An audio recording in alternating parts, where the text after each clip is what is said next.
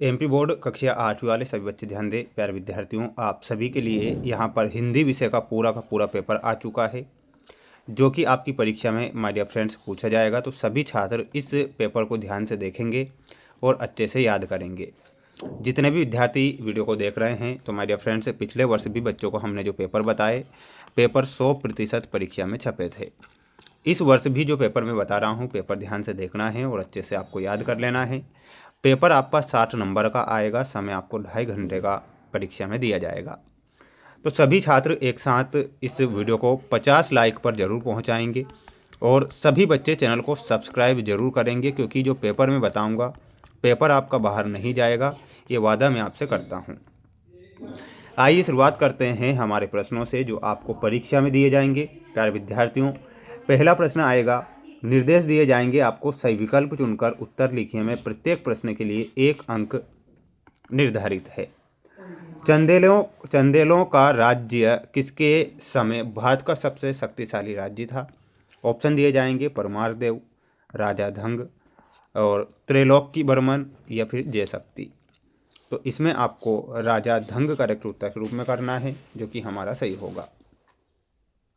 ICS की परीक्षा में बैठने वाले व्यक्ति इनमें से कौन थे? तो आईसीएस की परीक्षा में बैठने वाले जो व्यक्ति थे, वो थे सुभाष चंद्र बोस। 64 योगिनी मंदिर कहाँ पर स्थित है? तो ये भेड़ाघाट में 64 योगिनी मंदिर स्थित है। तो इसमें आपको लिखना है भेड़ाघाट। प्यारे विद्यार्थियों, चैनल को जल्दी से सब्सक्राइब कर लीजिए, अपने दोस्तों के साथ वीडियो को शेयर कर दीजिए और 60 में से 60 नंबर प्राप्त करने हैं, तो पेपर को याद कर लीजिए। धन का स्वभाव कैसा होता है? तो आप जानते हैं, धन का जो स्वभाव होता है वो होता है चंचल।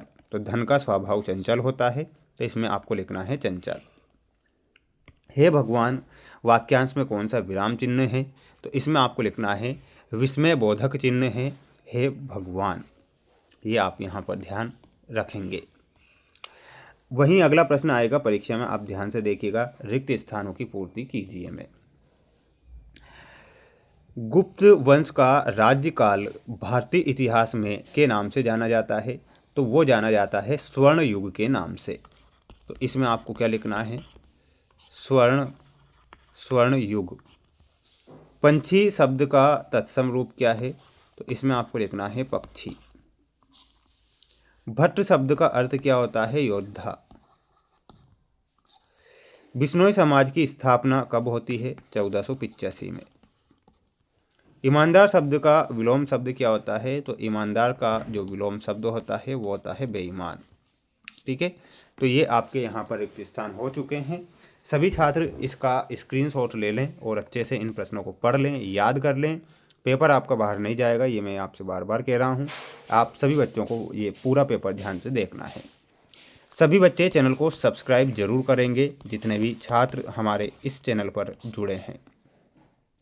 चंद्रगुप्त द्वितीय को कौन सी उपाधि मिली थी? तो चंद्रगुप्त द्वितीय को विक्रमादित्य की उपाधि मिली थी।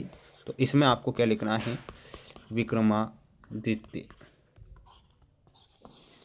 हरिश्चंद्र नाटक को देखकर मोहन को किस बात की प्रेरणा मिली थी? तो इसमें आपको लिखना है सत्य के राह पर चलने की। सत्य के राह पर चलने की। नव से कवि का क्या आशय है? इसका आंसर आपको कमेंट बॉक्स में देना है। ठीक है। कुमार गंधर्व का वास्तविक नाम क्या था? तो इसमें आपको लिख कर आना है सिद्धराम कोमकली। क्या लिखना है? सिद्धराम कोमकली। तो ये आप लिखेंगे और याद करेंगे। अगला है 15वां क्वेश्चन। पटना शहर का जो पुराना नाम है वो क्या था?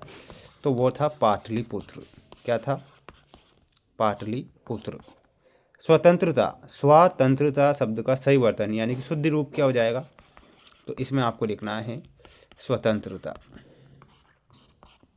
ठीक है, ये आप यहाँ पर ध्यान रखेंगे। अब ये 3 नंबर वाले क्वेश्चन देख लीजिए, आपकी स्क्रीन के सामने आ चुके हैं। अफ्रीका में गांधी जी को किन किन अपमानजनक घटनाओं का सामना करना पड़ा? प्यारे विद्यार्थियों, अफ्रीका में गांधी जी को किन किन अपमानजनक घटनाओं का सामना करना पड़ा, ये आपको अपनी फेर कॉपी से याद करके जाना है। रैदास की भक्ति किस भाव की है? उदाहरण देकर आपको समझाना है। श्रीधर की कौन सी काव्य पंक्तियां नर्मदा के दूध धारा पर सटीक बैठती है? मध्य प्रदेश का वन विभाग प्रतिवर्ष किस क्षेत्र में पुरस्कार देता है? अपने प्रधान अध्यापक को स्थानांतरण प्रमाण पत्र हेतु आपको पत्र लिखना है, ये भी 3 नंबर में आएगा।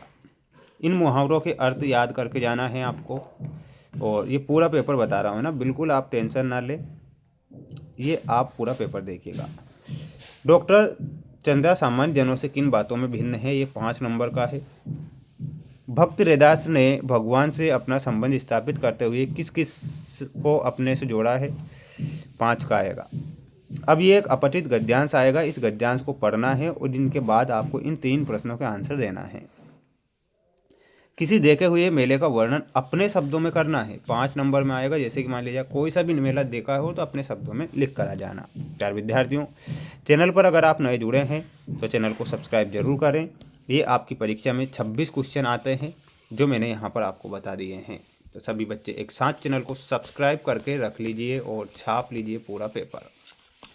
इसके बाद माय डियर फ्रेंड्स, मैं आपको बता देता हूँ, ये जो अगला सेट पेपर है आपकी स्क्रीन के सामने, ये भी बहुत जल्द आएगा। तो आप सभी बच्चों को क्या करना है, चैनल को सब्सक्राइब, ठीक है। तो ये पेपर भी आपको देखना है नेक्स्ट वीडियो में, और ये मोस्ट इम्पोर्टेंट पेपर बता रहा हूँ परीक्षा के लिए, तो इन्हें पढ़ें और अपनी तैयारी को मजबूत करें।